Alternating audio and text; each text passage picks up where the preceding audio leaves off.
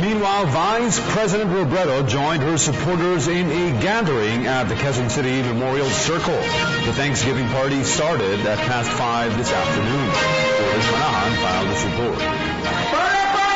The mood was festive and victorious in Vice President Leni Robredo's Thanksgiving concert in Quezon Memorial Circle. Around 10,000 supporters were in attendance. Some even traveled all the way from Naga to witness such historic day. Para makita si Ma'am Leni, dapat kanina umaga pa kami, akala namin dito, yung pala sa ano pala.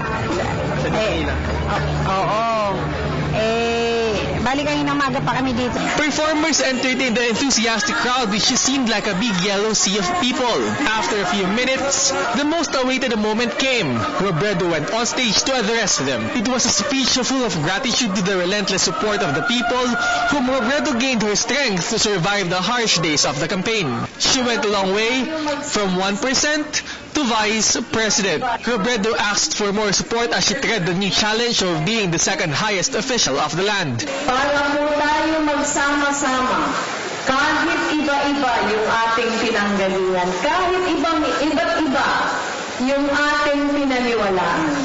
Pero dahil pareho yung ating mga pangarap, tayo ay magbubuklod-buklod, tayo ay magsasama-sama para po pagkatapos na 6 na taon, pag bumaba na po ako sa pwesto bilang inyong pangalawang Pangulo, pagtingin ko po sa aking tabi, mga mukha niyo pa din yung makikita ko.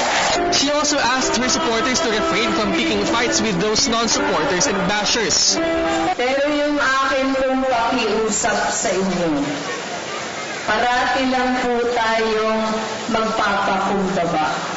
Huwag na po tayong makikipag-away. Kasi wala naman po makukuha pag tayo ay makipag-away.